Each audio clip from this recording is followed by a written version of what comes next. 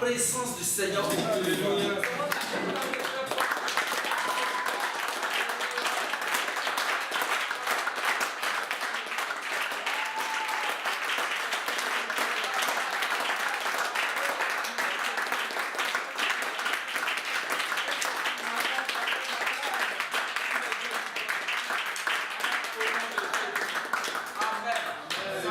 Bénis dans sa présence ce soir au nom de Jésus-Christ.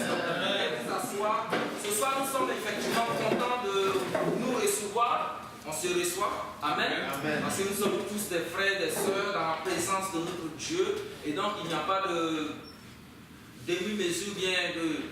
Comment je pourrais dire, il n'y a pas de honte. On est tous ensemble, on communie tous ensemble dans la présence de ce Dieu. Et c'est un plaisir pour nous, effectivement, d'avoir pu avoir ce moment de partage, de communion dans la présence du Seigneur. Nous savons que sans Dieu, sans le Seigneur, nous ne pouvons rien. On peut programmer des choses, on peut avoir des envies de faire des réalisations, mais sans le soutien de ce Dieu, on ne peut rien. Comme Jésus lui-même dit, sans moi, vous ne pouvez rien. Dans le livre dans Jean. Donc nous bénissons sa présence ce soir et nous nous disons merci d'avoir permis que nous puissions effectivement tenir cette rencontre. On avait programmé et depuis lors, on avait choisi des dates avec des déprogrammations, mais Dieu a permis que ce samedi, on puisse effectivement avoir cette opportunité de nous rassembler dans sa présence, de venir dans sa présence, communier dans sa présence, parce que nous savons qu'avec lui, nous pouvons toutes choses. Comme je le disais au début, tu peux aller pour rencontrer un homme sans rien recevoir de lui. Mais dans la présence de ce Dieu dans laquelle nous sommes, on ne sort jamais comme on est venu. Parce que son Esprit Saint est toujours au rendez-vous pour nous exaucer. C'est pourquoi mon frère, ma soeur, quel que soit le doute dans ton cœur, quel que soit le souci, quelle que soit la culpabilité, sache que tu n'es pas venu pour rencontrer un homme. Sache que tu n'es pas venu à un rendez-vous humain, mais à la rencontre de ce Dieu qui peut tout. Il est tout suffisant et en nous il y a toutes sortes de grâces, il y a toute la plénitude, il y a sa puissance pour pouvoir t'exaucer au-delà de tes attentes. C'est pourquoi je voudrais que ce soir nous soyons tous réjouis dans sa présence, qu'on soit tous heureux d'être venus. Ne regarde pas aux différents programmes que tu as peut-être laissés, ne regarde pas au rendez-vous auquel tu aurais pu être ce soir, mais regarde à ce que Dieu peut tout pour toi ce soir. Nous sommes effectivement heureux de vous recevoir dans la présence du Seigneur. Quand je dis nous, je ne parle pas de moi, je parle de la cellule que nous constituons, la cellule de prière que nous avons baptisée Christ par référence. Christ qui n'est pas un simple nom, mais qui est une réalité, un modèle de vie que nous voudrons ressembler, que nous voulons épouser pour regretter chaque fois dans nos façons de faire, dans nos façons de penser. Et donc nous vous disons merci effectivement ce soir d'avoir répondu à cet appel. Nous avons effectivement hésité beaucoup de personnes, certaines ne sont pas là. Comme on le sait, dans le milieu estudiantin, il y a beaucoup de sortes de rendez-vous, de programmes, beaucoup de personnes sont allées travailler, d'autres avec les fêtes. Bon, mais malgré tout, nous disons merci au Seigneur, quel que soit le nombre de personnes, parce que le Seigneur dit dans sa parole que là où 2 ou 3 personnes sont assemblées au nom de Jésus, qu'il est au milieu. Nous remplissons cette condition et nous disons merci au Seigneur d'avoir permis à ce que ceux qui sont là puissent être là et nous bénissons sa présence au milieu de nous. Donc ce soir, je voudrais qu'on lise un passage dans le psaume 133 que chacun de nous connaît. Dans le livre du psaume 133, le psaume de David. Si vous êtes à la page, on pourra le lire ensemble.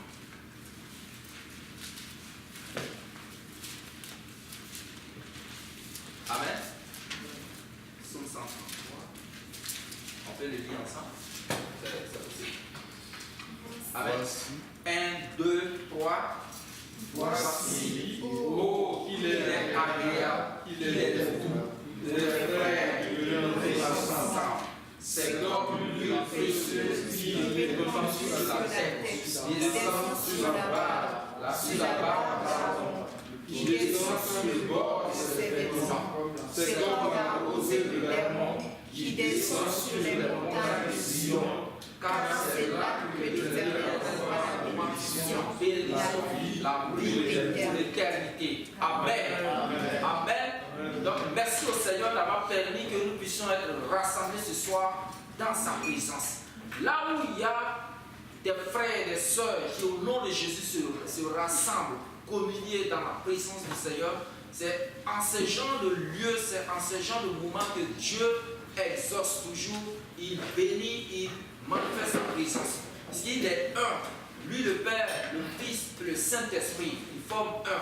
Comme nous aussi ce soir, le fait que nous soyons rassemblés, nous ne le sommes pas de façon physique, mais nous croyons que ce soit aussi de manière spirituelle. Spirituellement, nous sommes un dans nos façons de voir, dans nos façons de penser. Nous sommes un que ce soir, tout ce que nous faisons, ce n'est pas pour la gloire des hommes, mais pour la gloire de Dieu. Et que tous ceux qui passeront ici pour prendre la parole, pour parler ou pour donner un message, ne le feront pas au nom d'un homme ou en leur propre nom, mais au nom du Seigneur Jésus. Tout se fera pour la gloire de la seule personne de Jésus-Christ ce soir.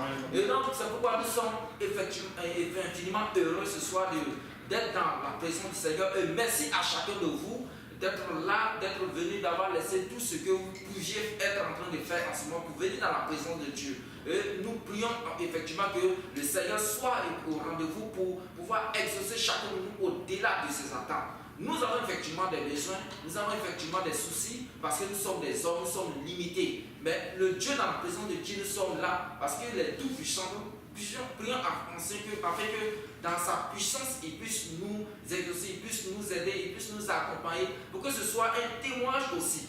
Que mon frère qui est là, ma soeur qui est là, il puisse sortir de celui avec un témoignage pour aller pour voir son frère ou sa soeur ou bien revenir ici un jour pour dire tel jour j'ai été ici au sein de la cellule, communier avec mes frères et mes soeurs, voilà ce que le Seigneur a fait pour nous. Ça nous édifie, nous qui sommes là en tant qu'humains, et ça glorifie le nom du Seigneur aussi. Alors nous prions afin que chacun de nous puisse se répartir avec un témoignage. Et je crois par la foi au nom de Jésus qu'il en sera ici au nom de Jésus. Alléluia. Comme je le disais, c'est la cellule Christ ma référence. Et nous sommes là tous les mardis à partir de 20h. De 20h à 22h, nous communions dans la présence du Seigneur ici dans cette même salle. Chaque session, nous faisons la réservation.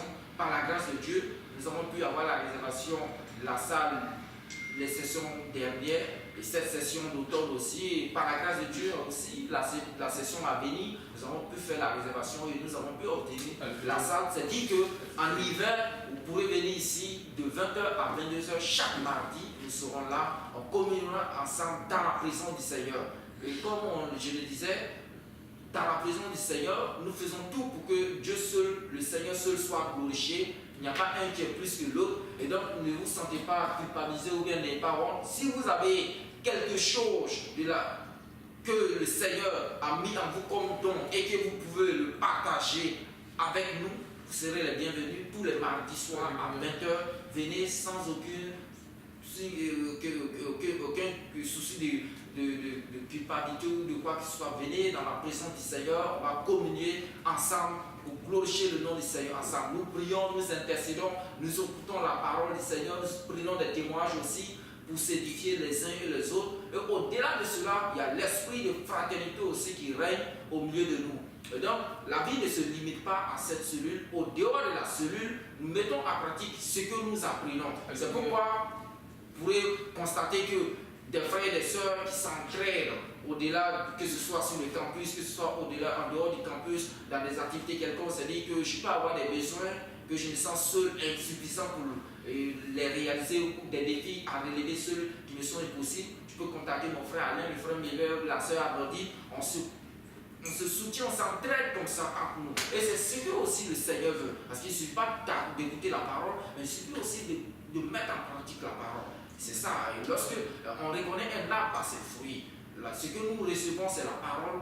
Et pour savoir que nous avons accepté cette parole, il faut que nous manifestions la parole. Et la parole de Dieu, ça se résume en l'amour. Et donc, cet esprit d'amour, notre souci, c'est de pouvoir le répandre au dehors, c'est de pouvoir le répandre dans tout ce que nous faisons. Donc, on ne se limite pas à cette cellule. C'est la cellule où on vient les mardis pour écouter la parole du Seigneur, prier ensemble. En dehors de la cellule, on communie entre nous, on se soutient, on s'entraide. Donc, vous serez les bienvenus tous les mardis à 20h ici.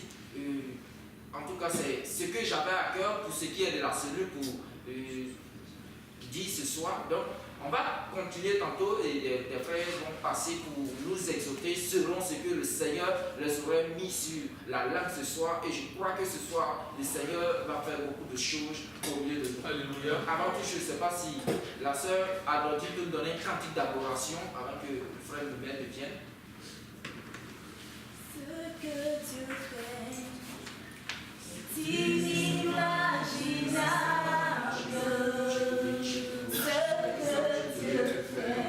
Personne ne peut réaliser ce que Dieu fait, ce que Dieu fait est inimaginable. Ce que Dieu fait, personne ne peut réaliser. Il nous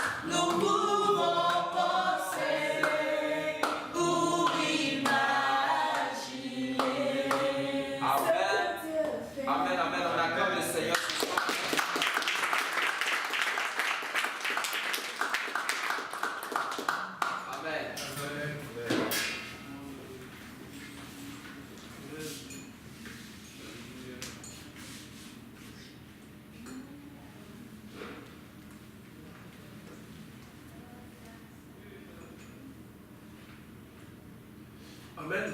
Amen. Soyez bénis. Bienvenue à tous. Amen. Que Dieu vous bénisse. Amen. Merci au frère de là. Nous allons prier, Seigneur. Père, nous voulons te bénir pour ta présence. Nous voulons te bénir parce que, Seigneur notre Dieu, celui qui se confie en toi n'est point confus. Seigneur, dès le début des temps, tu as commencé un travail. Et ce travail, tu l'as accompli en Jésus-Christ de Nazareth. Seigneur, viens prendre place en ce soir et dirige toutes choses, dirige nos cœurs, ouvre nos oreilles, ouvre Seigneur notre entendement pour que la parole qui est sémée fasse l'effet. Nous te bénissons parce que cela ne vient pas des normes, mais vient de toi. Que la gloire, que la puissance, que l'honneur, que la magnificence et l'élévation te reviennent au nom de Jésus. Amen. Amen. Amen. Amen. Soyez bénis, Amen. Bienvenue à tous. Amen. Donc, mes frères et sœurs, nous sommes là pour parler de l'évangile de Jésus-Christ. Amen. Et de la promesse que Dieu a faite à tous ceux et celles qui acceptent cet évangile par la foi. Amen. Amen. Cette promesse que nous allons énumérer par la suite, Dieu l'a attestée. Il a attesté à travers un signe. Il a confirmé, Amen, pour montrer à tous les hommes qu'il tient sa parole. Pour montrer à tous les hommes que ce qu'il dit, en fait, il accomplit. Amen. Et par ailleurs, pour montrer que tout ce qui est écrit dans ce livre-là verront leur accomplissement. Amen. Amen. Amen. Mes frères et sœurs, vous qui aimez Dieu et qui êtes là ce soir, j'aimerais nous dire quelque chose. Il y a quelque chose que nous devons garder en tête. Alléluia. C'est que la Bible dit qu'il y a deux choses qui sont immuables, c'est-à-dire deux choses qu'on ne peut changer, dans lesquelles il est impossible que Dieu mente. Il y a son serment, il y a sa parole.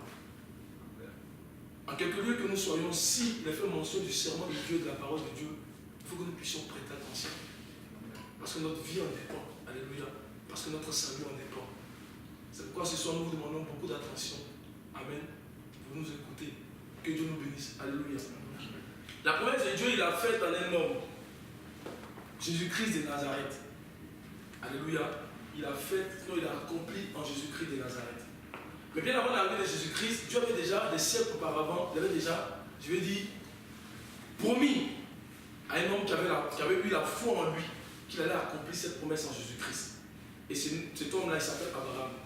Amen. Je voudrais que nous regardions un peu le contenu de cette promesse que Dieu a faite à Abraham dans Genèse chapitre 22. Je ne veux pas être trop long, parce qu'à la suite de mon introduction, le frère Alain va passer. Alors, dans Genèse chapitre 22, j'aime qu'on lise ensemble. Alléluia. Genèse 22. On lit ensemble le verset.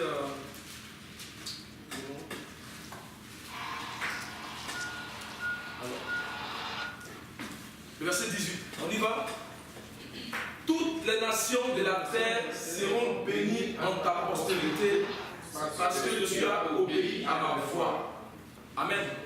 Donc Dieu a promis à Abraham qui avait foi en lui qu'il allait bénir toutes les nations de la terre sans exception. Mais il a donné le cadre dans lequel il voulait bénir les nations de la terre. Il dit en la postérité d'Abraham. Alléluia. Il n'a pas dit en la postérité, mais il dit en la postérité d'Abraham. Amen. Et quelque part, Dieu a même juré pour dire à Abraham que ce que je suis en train de dire là, je vais l'accomplir certainement. Alléluia. On va remonter au verset 16.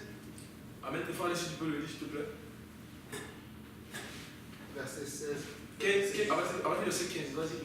Le messager du Seigneur appela Abraham une seconde fois depuis le ciel. Il dit, je le jure par moi-même, déclaration du Seigneur, parce que tu as fait cela, parce que tu n'as pas refusé ton fils unique. Verset 17. Je te bénirai et je te multiplierai ta descendance comme les étoiles du ciel, comme le sable qui est au bord de la mer. Ta descendance prendra possession des villes de ses ennemis. Toutes les nations de la terre seront bénies par ta descendance parce que tu m'as écouté. Amen. Il dit, je le jure, parole de l'Éternel. Alléluia. C'est pourquoi j'ai commencé à parler du serment et de la parole de Dieu. Alléluia.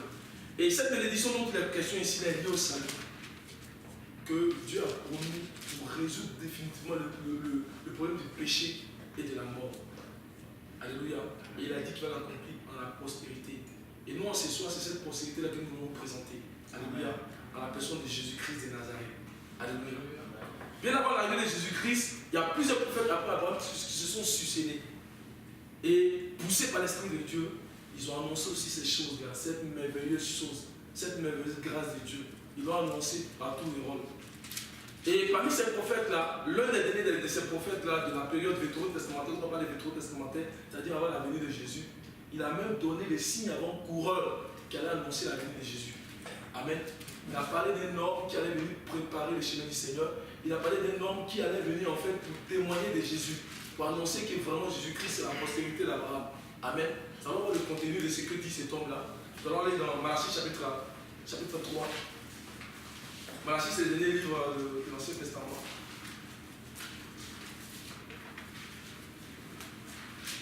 Malachie 3. Allez, si tu peux lire le verset 1. Malachie 3, verset 1. J'envoie mon messager, il frayera un chemin devant moi. Il arrivera dans son temple à l'improviste. Le Seigneur que vous cherchez, le messager de l'alliance que vous désirez, il arrive, dit le Seigneur Yahweh des armées. Amen. Amen. Dans ma version, il dit, voici, j'enverrai mon messager, il préparera le chemin devant moi. Et soudain entrera dans son temple le Seigneur que vous cherchez et le messager de l'alliance que vous désirez. Voici qu'il vient, dit l'Éternel. Alléluia. Et dans le chapitre 4, verset 6, on nous donne encore un indice, un détail sur ce messager. Alléluia. Malachie chapitre 5, chapitre 4, pardon, verset 5 que je vais lire. Voici, je vous enverrai Élie le prophète avant le jour de l'Éternel, avant que le jour de l'Éternel arrive. Ce grand jour est redoutable. Amen. Donc Dieu a dit qu'avant que la postérité d'Abraham, qui devait venir bénir l'humanité, arrive, il allait envoyer un messager. Et ce messager, il dit c'est Élie. Dans plusieurs passages des Écritures, notamment dans le Nouveau Testament, la Bible nous révèle l'identité de ce messager-là, la personne de Jean-Baptiste. Alléluia. Si vous avez le temps, vous pouvez regarder dans Matthieu chapitre 11 ou encore dans Matthieu chapitre 17, où les disciples ont compris que Élie c'était Jean-Baptiste. Amen. Et cet Élie-là, quand il est arrivé pour préparer le chemin de Jésus, voici même le témoignage qu'il a rendu au sujet de Jésus. Regardons le témoignage. On lit beaucoup, mais c'est vraiment important pour poser les bases et pour que je puisse continuer assez simplement dans la suite. Amen. Alors on va aller dans Jean chapitre 1.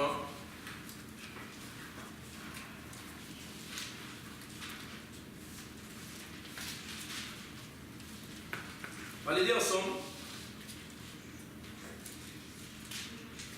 On va dire verset 19. 1, 2, 3, on y va. Voici le témoignage de Jean. Lorsque les Juifs envoyaient de Jérusalem des sacrificateurs et des Lévites pour lui demander, toi qui es-tu? Il déclara et ne lui point. Il déclara qu'il n'était pas le Christ. Et il lui demandait, toi donc, es-tu Élie? Et il dit, je ne le suis point. Es-tu le prophète? Et il dit non, il répondit non. Il lui dit alors, qui es-tu? Afin que nous donnions des réponses à ceux qui nous ont envoyés. Que dis-tu de toi-même? Moi, je suis la voix de celui qui crie dans le désert. Aplanissez le chemin du Seigneur, comme a dit Ésaïe le prophète. Ceux qui avaient été envoyés étaient les pharisiens. Verset 25, il lui fit encore cette question. Pourquoi donc baptises-tu si tu n'es pas le Christ, ni Élie, ni le prophète?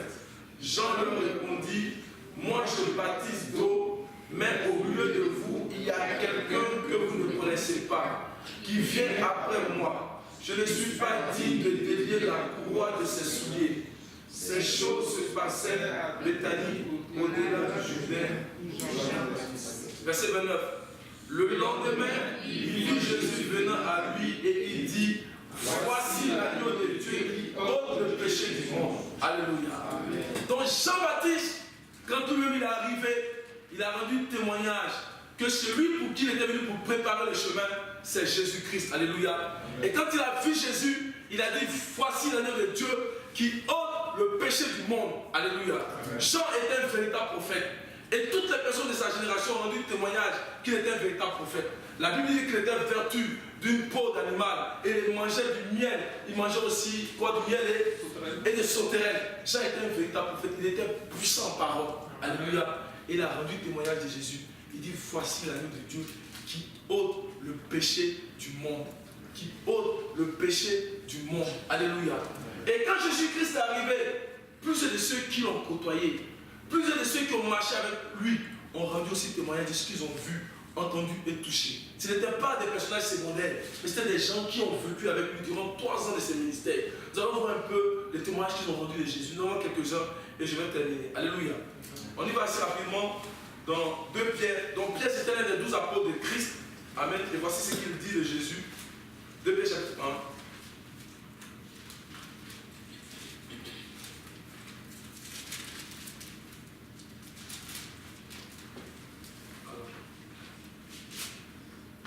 Pierre 1, on va aller à partir du verset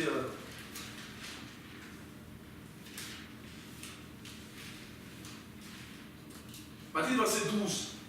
1, 2, 3, on y va. Voilà pourquoi je prendrai soin de vous rappeler ces choses, bien que vous les sachiez et que vous soyez affermis dans la vérité présente. Et je regarde comme un devoir aussi longtemps que je suis dans cette temps. Donc quand il parle de temps, il parle de son corps. Il dit aussi longtemps qu'il est dans ce corps, il nous donne des avertissements. Il donne des avertissements aux lecteurs de la Bible, aux auditeurs. Alléluia. On continue. De vous tenir en éveil par des avertissements. Car je sais que Dieu quitterait subitement, ainsi que le Seigneur Jésus-Christ me l'a fait connaître. Mais j'aurai soin qu'après mon départ, vous puissiez toujours vous souvenir de ces paroles. Écoutez bien maintenant. Ce n'est pas en effet en suivant les femmes habilement conçues que nous allons faire connaître la puissance et l'avènement de notre Seigneur Jésus-Christ. Mais c'est comme ayant vu sa majesté de notre propre yeux, car il a reçu de Dieu le Père honneur et gloire, quand la gloire magnifique lui fit entendre une voix qui disait, celui-ci est mon fils bien-aimé, en qui j'ai mis toute mon affection. Est-ce que quelqu'un peut dire Amen? Amen. Alléluia. Jean, c'était l'un des plus proches collaborateurs de Jésus. C'était l'un des 12 apôtres de Jésus. Et Jean rend ce témoignage. Et pardon, Pierre, il rend le témoignage de ce qu'ils ont vu de leurs propres yeux. Et il dit que ce n'est pas des femmes, c'est-à-dire que ce n'est pas des contes qu'ils ont conçus eux-mêmes. Il dit que nous ne sommes pas des personnages secondaires. Il dit nous-mêmes, on a vu sa majesté de nos propres yeux. Alléluia. Et ce qui a touché Pierre dans cette chose-là, c'est un événement qu'ils ont vécu avec Jésus. Ils disent, ils ont entendu la voix de Dieu rendre témoignage que Jésus est véritablement son Fils. Alléluia. Ils disent, ils ont entendu la voix de Dieu. Ils ont entendu. Ils disent, ce n'est pas des femmes que moi-même j'ai vues. Ils disent, j'ai entendu. Alléluia. Mais Pierre, il n'était pas sûr le jour de cet événement. Afin que la parole qu'on lui pose soit déposée sur la déposition, soit faite sur la déposition de 2 ou 3 témoins. Pierre n'était pas sûr. Le jour où il a vécu cet événement-là, et pour lequel ça a vraiment éclaté, il n'était pas sûr. Il y avait aussi d'autres apôtres qui étaient avec Jésus. Il y avait Jean et Jacques. J'aimerais que nous regardions un petit bout de cet événement-là, et on va voir le témoignage de Jean concernant Jésus. Alléluia. On va aller dans Matthieu 17 assez rapidement. Le temps avancé.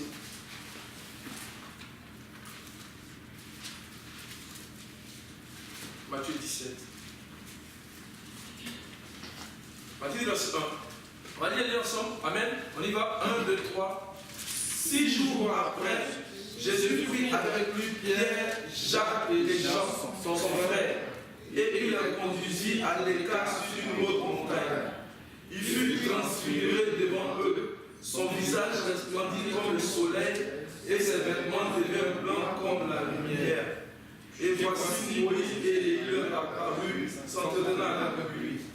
Pierre, prenant la parole, dit à Jésus, Seigneur, il est bon que nous soyons ici. Si tu le veux, je te ferai ici 3 tentes, une pour toi, une pour Moïse et une pour Élie. Verset 5. Comme il parlait encore, une nuée lumineuse le sourit. Et voici une voix qui entend la nuée de ses paroles. Celui-ci est mon fils bien-aimé en qui j'ai mis toute mon affection. Écoutez-le. Amen. Amen. Et c'est pourquoi quand je Jésus a demandé à Pierre, et vous qui pensez que je suis, il dit, tu es véritablement le Fils de Dieu. Alléluia. Parce qu'il a entendu Dieu lui-même rendre témoignage. Alors qu'on sait qu'il y a deux choses dans lesquelles Dieu ne peut mentir, son serment et ses paroles. Alléluia. Et Pierre a cru. Amen. Mais au verset, on nous dit que Pierre n'était pas seul. Il était avec qui? Jean et Jacques. Regardez un peu le témoignage des gens. Et c'est sur ça que je vais en fait finaliser mon partage de cet après-midi. Alors, Jean chapitre 1, Jean chapitre 1. Assez rapidement. 1 Jean 1. Alors, je vous donne le verset. On va lire à partir du verset 1. C'est bon? On peut y aller? On y va, mes frères. C'est qui était dès le commencement, ce que nous avons entendu, ce que nous avons vu de nos yeux, ce que nous avons contemplé et que nos mains ont touché concernant la parole de vie. Car la vie a été manifestée et nous l'avons vue et nous lui donnons témoignage et nous vous annonçons la vie qui était auprès du Père et qui nous a été manifestée. C'est toi. Ce que nous avons vu et entendu, nous vous l'annonçons à vous aussi, afin que vous soyez en communion avec nous. Or, notre communion est avec le Père et avec le Fils de Jésus-Christ. Et nous vous écrivons ces choses afin que notre joie soit parfaite. Amen. Amen. Donc, Jean également n'était pas un personnage secondaire. Il dit ce que nous avons vu, ce que nous avons entendu. L'apôtre dit ce n'était pas des femmes habilement conçues. Il dit nous avons vu, nous avons entendu. Et Dieu a attesté les témoignages par toutes sortes de prodiges, par des signes et par des miracles. Alléluia. Pour dire que ce qu'ils étaient en train de dire ici, là, c'est vrai. Il dit ce qui était dès le commencement. Qu'est-ce qui était dès le commencement? Il dit c'est la parole de vie, c'est-à-dire la parole qui envoie la vie à celui ou celle qui la reçoit. Alléluia. J'aimerais que nous allons un peu au commencement. Dans le livre de la Genèse, Genèse, en hébreu, c'est Bereshit qui veut dire le commencement. Pour voir réellement ce qui était dès le commencement. Et c'est là que je vais vraiment m'arrêter. On va pas un passage en plus encore. Alléluia. Que nous bénisse. Amen. Alors, Genèse chapitre 1. Que Dieu vraiment nous conduise. Alléluia. On s'est demandé qu'est-ce qu'on allait partager ce soir, mais je vois que le Seigneur nous conduit. Amen. Genèse chapitre 1. Verset 1, on y va. Au commencement, Dieu créa les cieux et la terre. La terre était informe et vide. Il y avait des ténèbres à la surface de l'abîme, et l'Esprit de Dieu se mouvait au-dessus des eaux. Au commencement, ce passage-là nous parle de la création, mais nous parle aussi de l'état de toute personne qui n'a pas encore reçu Christ. De l'état de toute personne qui n'a pas encore reçu la parole de l'Évangile. Il dit quoi? Que la terre était informe et vide. C'est la parole de Dieu qui donne la forme. Alléluia. C'est la sémence de Dieu qui vient pour nous donner la forme, la nature de Dieu. Alléluia. Il dit que la terre était informe et vide. Il dit qu'il y avait des ténèbres à la surface de la vie. L'homme qui n'a pas encore reçu Jésus-Christ, alléluia, il y a des ténèbres en lui. Alléluia. L'homme qui n'a pas encore reçu Jésus-Christ, il y a des ténèbres en lui. Il est informe et il est vide. Mais la bonne nouvelle, c'est que Dieu dit que malgré qu'il y avait des ténèbres à la surface de la vie, l'Esprit de Dieu se mouvait au-dessus des eaux. Alléluia. L'Esprit de Dieu se mouvait au-dessus des eaux. Est-ce qu'on peut dire Amen? Amen. L'Esprit de Dieu se mouvait au-dessus des eaux. Amen. Pourquoi? Parce que l'Esprit va opérer un travail dans la vie de l'homme qui n'a pas encore reçu le Seigneur. Alléluia. Il dit qu'il y avait des ténèbres à la surface de la vie. Mais l'Esprit de Dieu se mouvait au-dessus des eaux. Vous allez voir que dans la suite, Dieu ne pouvait pas commencer à créer dans les ténèbres. Dieu ne crée pas dans les ténèbres. Les ténèbres, en fait, c'est la pornographie. Les ténèbres, c'est toute forme de péché. C'est le mensonge. Les ténèbres, c'est les sorciers qui viennent pour t'oppresser. Les ténèbres, ce sont les pensées qui t'oppressent. Les ténèbres, alléluia, c'est la sexualité en dehors du mariage. Les ténèbres, mes frères et sœurs, les ténèbres nous détruisent. Alléluia. Les ténèbres, les ténèbres, c'est tout forme de péché. Amen. Mais la Bible dit que l'Esprit de Dieu se mouvait où ça?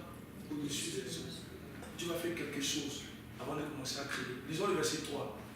Dieu dit que quoi? Que la lumière soit et la lumière fut. Voici le travail que vient faire la parole de vie dont a parlé Jean. Cette parole-là, c'est elle qui est la lumière. Dieu ne peut pas commencer à créer dans les ténèbres. Il a d'abord appelé la lumière. Alléluia. Alors que Dieu a créé la lumière le 4e jour. Mais le premier jour, il a appelé la lumière parce que cette lumière, elle est différente des luminaires. le soleil, la lune et tout ça, elle est différente. C'est la puissance de Dieu qui vient pour dissiper les ténèbres. C'est la puissance de Dieu qui vient en fait pour détruire les ténèbres qui sont en nous. Alléluia. C'est la puissance de Dieu qui vient pour briser tous les liens dans nos vies et qui nous rend libres. C'est pourquoi il dit que si le Fils vous a franchi, vous serez réellement libre. Il dit vous connaîtrez la vérité et la vérité vous affranchira. Alléluia. Regardons assez rapidement le verset. On va lire le verset 3. Ensemble, 1, 2, 3. Dieu dit que la lumière soit et la lumière fut. Dieu vit que la lumière était bonne et Dieu sépara la lumière avec les ténèbres. Celui qui reçoit le Seigneur, il est séparé d'avec les ténèbres. Alléluia. Parce que la lumière resplendit en lui. Alléluia. Mais pour que la lumière vienne, il faut accepter cette lumière. Et c'est ce mystère-là que l'apôtre Jean a commencé à développer dans son évangile. On va aller dans l'évangile des Jean. Jean chapitre 3.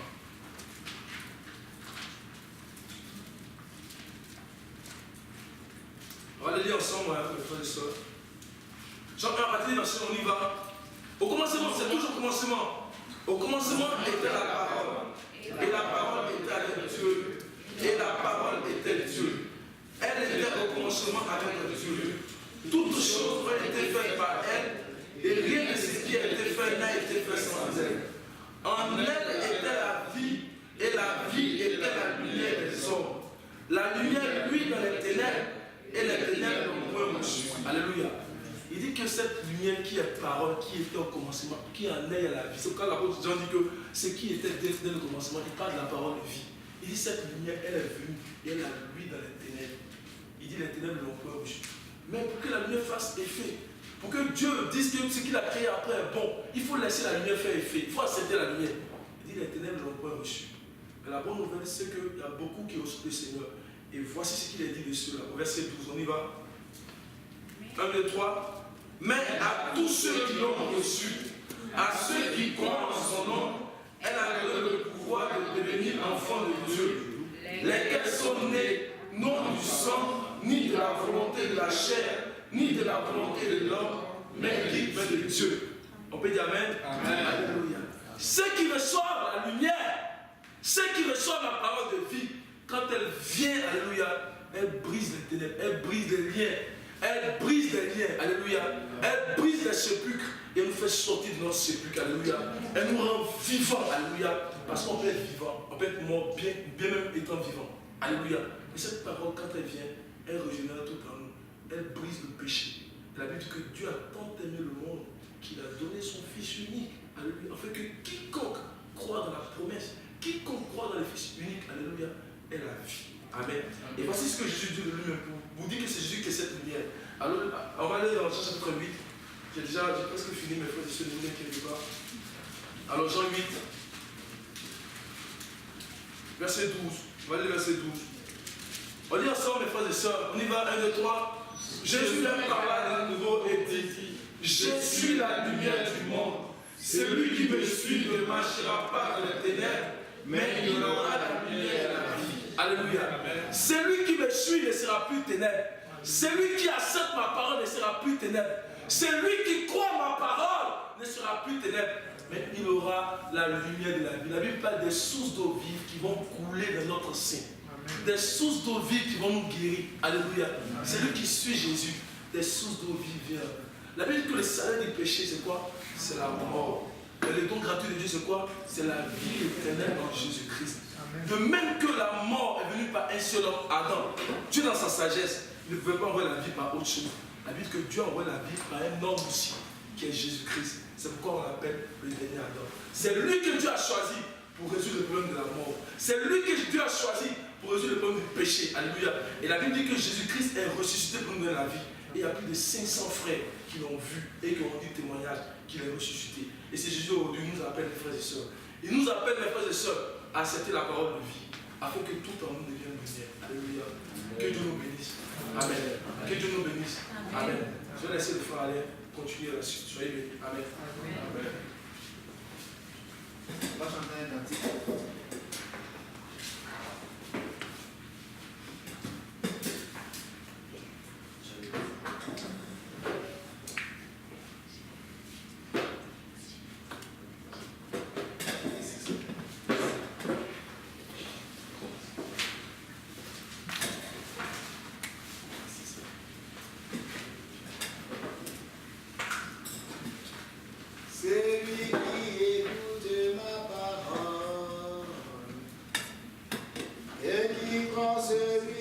m'a envoyé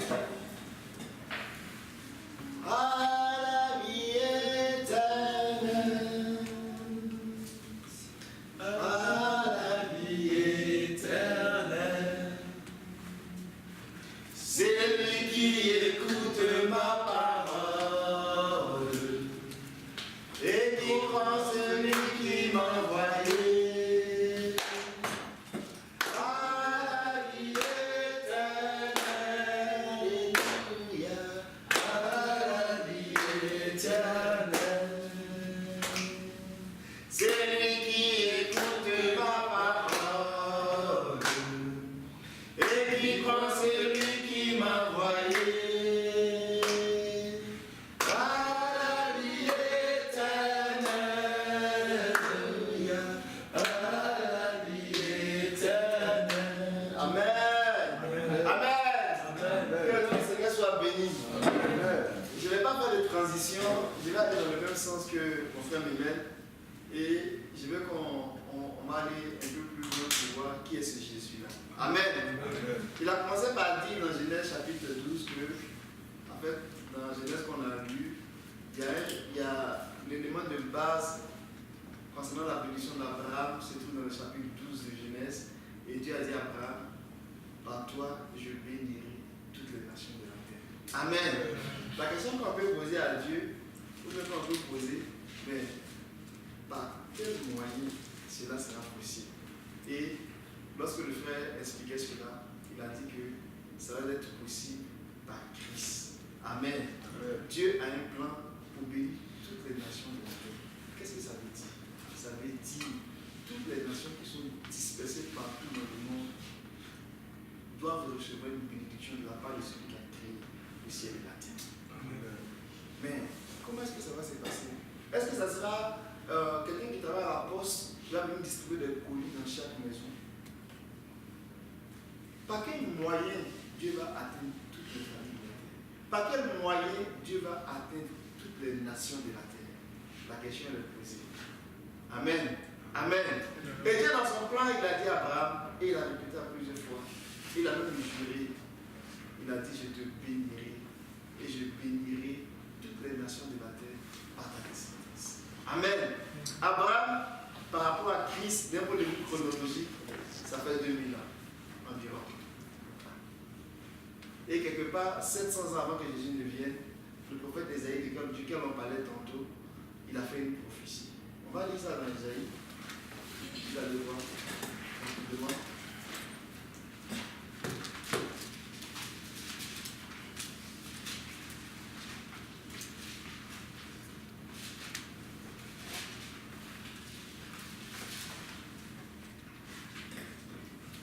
Ésaïe 7.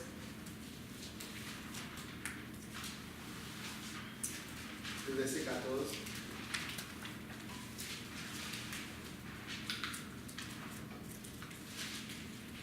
Le verset 13 à partir du verset 13. Il dit, Ésaïe dit alors, écoutez, je vous prie, maison de David, ne vous suffit-il pas de lasser la patience des hommes, que vous lassiez encore celle de mon Dieu?